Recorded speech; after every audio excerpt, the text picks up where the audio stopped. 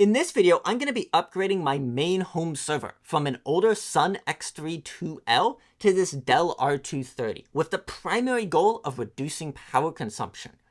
That Sun X32L is an older server, dual Sandy Bridge processors, lots of memory sticks, SSDs, and more, which all pull a little bit of power on their own, meaning that system uses almost 300 watts running all the time. So my goal is to maintain about the same level of performance, get some of the newer instructions this system has, and do it at hopefully less than 100 watts. We'll see what the actual power consumption turns out to be. And I'm going to go in this video through the whole process of migrating all my data, setting up this server, and more to make this my main server, and then go over what the power consumption savings actually turned out to be. So let's take a look at the Dell R230 now. The Dell R230 is Dell's entry-level 1U rack server built around an LGA 1151 processor. In this case, the system has an E3-1230 V6 processor, which is essentially a server version of the Intel i7-7770 with ECC support and slightly different clock speeds, which unfortunately means it was the last gen of quad-core processors, with it being the highest core count supported by the system. We'll see how it goes. My current VMs aren't super intensive, so I'm hoping that's going to be fine. But I'm just marginally annoyed that this was the last of the gen. And if I had like the R230, I would get support for 8-core processors. A little bit annoying, but there's only so much you can do. The other thing with the R230 is you get 4 sticks of unbuffered memory support. When these systems were new, unbuffered was about the same cost as registered ECC RAM. But now on the used market, you can get registered ECC, especially DDR3 RAM, extremely cheaply, but the unbuffered stuff still costs quite a bit. I was lucky though when I picked this server up, and I got 4 16 gig sticks giving me 64 gigs of RAM, which should be quite a bit, because my current server only has 48 gigs in it. Yes, an unoptimal amount for that system. So this should be an upgrade in capacity, using less sticks and a newer generation, which should also hopefully pull less power. Actually, DDR4. Otherwise, in this system, I believe it's a fairly high-end spec for the 230, giving me 4 hot swap hard drive bays instead of the internal cabled hot swap bays. This riser gives me a total of 2 PCIe slots, which might be nice to use for various tasks, and more. So I'm hoping it will just barely meet my needs of what I'd like in a home server for a 24/7 system. I have faster systems if I need to make bigger projects, and do it pulling relatively minimal amounts of power consumption during the whole time. So for this testing I'm going to do in this video, I actually have a power meter plugged into it. And it's actually plugged in and shut down. And right now it's pulling a hair over 5 watts, which sounds like a lot for a shutdown system. But seeing the system has the iDRAC IPMI system on it, that's actually pretty good for a server. I've seen quite a few of these rack servers pull significantly more power than that shutdown, all with their IPMIs running and not much more. The other thing that's a little bit kind of sometimes good, sometimes bad with these servers is being a Dell system. They do seem to put a little more work into having labels for easily toolless removable things. And even though this is a low-end Dell system, I still not find it an awful system to work in and relatively easy to work with. Share your thoughts though on the comments below of how easy you find systems to work with. It's definitely not ATX, but I don't hate working on this box. So let's talk about configuring this for my use case. The processor being essentially the highest core count at a slightly lower clock speed is almost the perfect choice for my goal of optimizing power consumption. Because typically, the lower the clock speeds you can get on these chips, the more efficient they run. And optimizing core counts means I can run quite a few programs at reasonably high efficiency. So CPU staying. I believe 64 gigs of RAM was the max on these systems. They might have been able to support 128, but again, more than my current system, that's staying. Moving up to the front of the system, I did a previous video on these 28 terabyte structure drives. And yep, that's what's going to be going in here. With only 4 hard drive bays, I'm going to be filling them all with 28 tera drives. And once I account for the I shouldn't fill the file system, terabyte versus TB uses, I'm at probably about 60 terabytes usable, which is not bad for a 4-bay system with redundancy, and should be relatively minimal power consumption. My general rule of thumb is each 3.5-inch mechanical hard drive is about 10 watts from the wall once you include power supply and efficiency and more. One thing I got that would hopefully make this work better is one of these, a 2.5-inch hard drive or SSD to optical drive bay. This system came with an optical drive in it when I picked it up, and it's 2025 now. I'm not using optical drives for anything, so I'm going to swap this out for an SSD. that I can use for boot or other tasks or anything else where an extra drive would help on this system. And then the two other things I have for storage are these two PCIe slots for putting in PCIe SSDs, network cards, or anything else on this system. And unfortunately, with only 1 gig networking on here, I don't love that. I might be putting in a 10 gig NIC to take a better advantage of that. And I'm probably going to also put in maybe this PM1725B SSD I have around, which is a 3.2 tera NVMe PCIe SSD. Or I have other PCIe SSDs I could possibly use on this system. But it is really nice to have dual PCIe slots so that I can actually expand or work with the system quite a bit more than having nothing else. Now, I've been tempted in the past to use these USB slots as a Proxmox boot drive, but my general experience is USB drives aren't super reliable, they're not super fast, and especially the small form factor ones you'd need here is just more hassle than you're signing up for. So unless it's the only option for your project, I want my OS to be on a standard SSD. And I'm going to come up with a proposal for an SSD which is likely not a good solution, and it's this 120 SanDisk drive. This is an old drive with quite a few hours.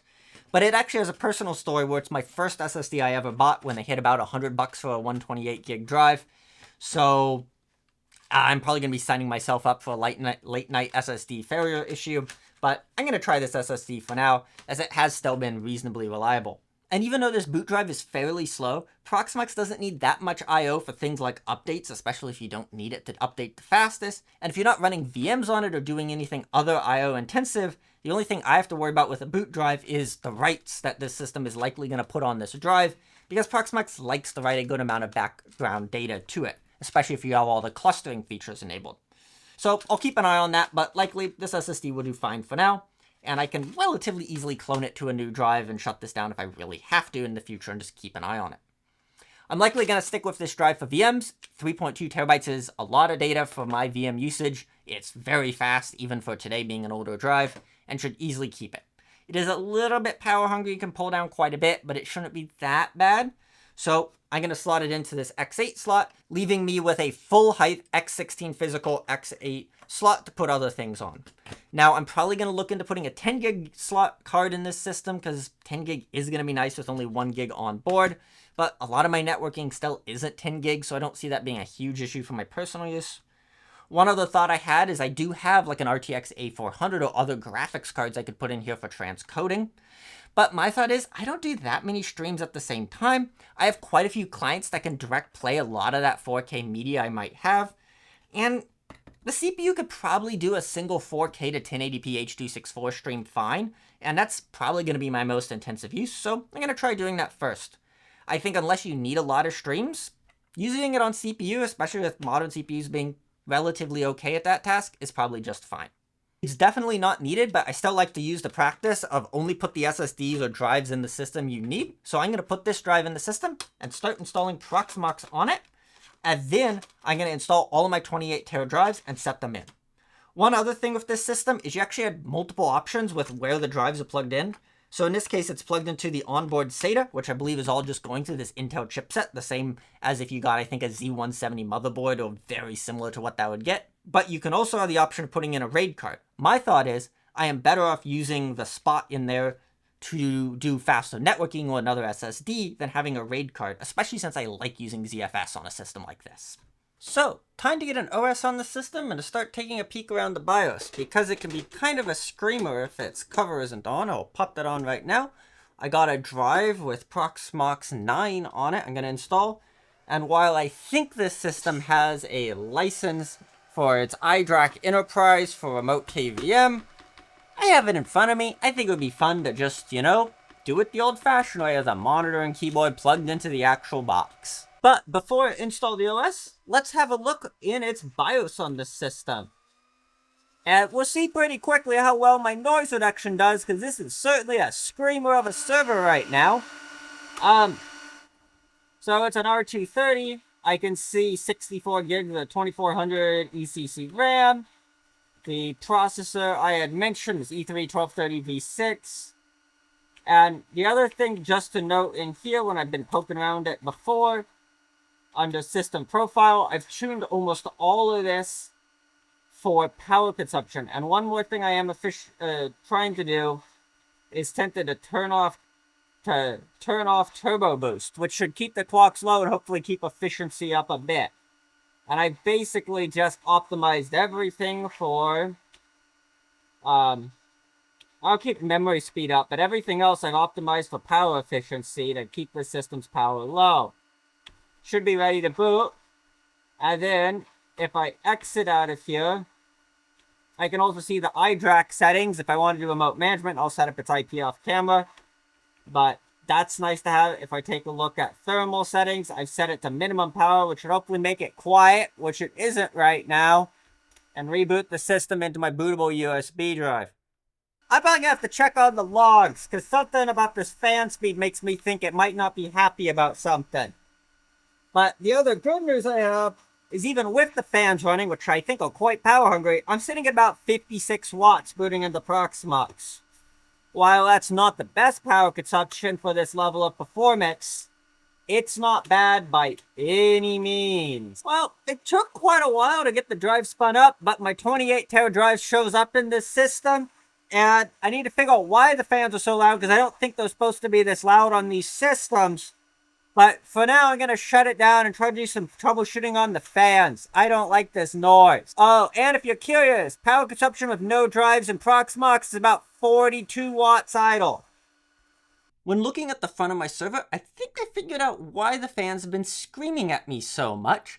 The little front screen shows that fan 1 is out of spec when it comes to RPM. And when I turn it on, it confirms that. This little fan here is spinning extremely slowly when it's powered on. This is going to be hard to show on video, but yeah, it's plugged in. It isn't spinning at all. So I went out on eBay and bought some new fans because they're cheap to try out, and moving the fans to the other plug caused it to work. And doing so, this fan seems to spin up just fine and slot right in. I also happen to get another fan just in case I need another one. So hopefully that can allow this server to spin its fans down and run it at a more reasonable speed. That might have also explained some of my slightly higher power consumption, because each of these fans can use roughly 10 watts at max power, so that could be 30 watts of fans with the 3 good fans in this system. So I got this system fully booted. It's in the Proxmox interface and seems to be stable. The front screen is blue, which means it's likely all happy when it comes to internal errors.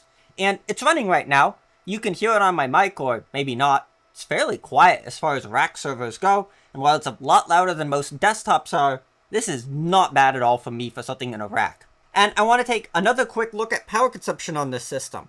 With my 4 28 tera drives, that 3.2 tera SSD, my boot SSD, and this system at idle and Proxmox, I'm sitting at about 65 to 70 watts. While that power consumption number is far from the best when it comes to lowish power systems with this level of performance, for a system with 4 hard drives, 2 PCIe slots, and the other features this server has, I think it's fully within reason.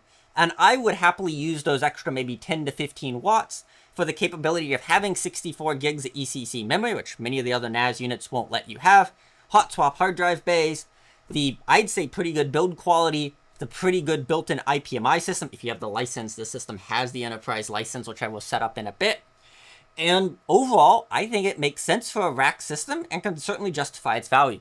I'd say the biggest con to me about this server is that it is nearly spec'd out with 64 gigs RAM, the fairly high-end quad core it has in this system. So while it is fine now, you're not slotting in any much more resources-wise from a system. We're going to see how this performance does for me in the future, and I might make future updates, but for now, seems like it's probably enough. Now, I do want to play with just a couple more things before I finalize this deployment and put it in my rack. So let's actually go put back into the BIOS and take a look at that. I set up the iDRAC on the system, its built-in IPMI system, and this system, fortunately enough, has the enterprise license, which means I can do the full remote KVM and boot from ISOs over the network, which is pretty darn awesome and really convenient. So that means less times you have to go out to the server rack and plug a monitor in to actually admin it.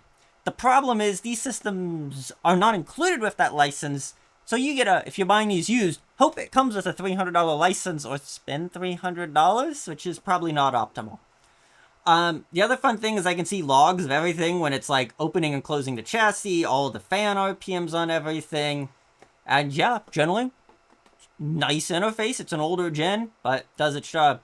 It looks like right now these fans are sitting at 43% PWM, which I'm guessing may be partially due to having that PCIe SSD in there, as well as filling it with hard drives. But again, acceptable noise level. Because the system is mostly working now, I'm gonna go slot this into the rack and start letting it copy all the files onto those 28 tera drives in this system.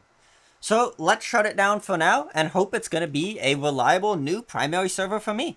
So here's the R230 installed in the rack with all my other servers. It's sitting on a shelf now because I don't have an actual rail to put it on. But overall, looks great, works fine, it's been happily copying data. Here's the server I'm migrating from.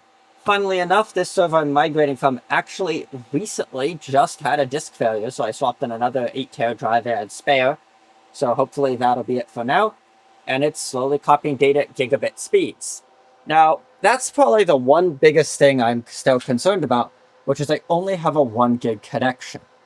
And for a lot of things, like a home median Plex server, 1 gig's fine, but I think there's definitely a good argument to going 10 gigs especially, or 2.5 with how prices are dropping, and I definitely am thinking about using that extra slot for doing so.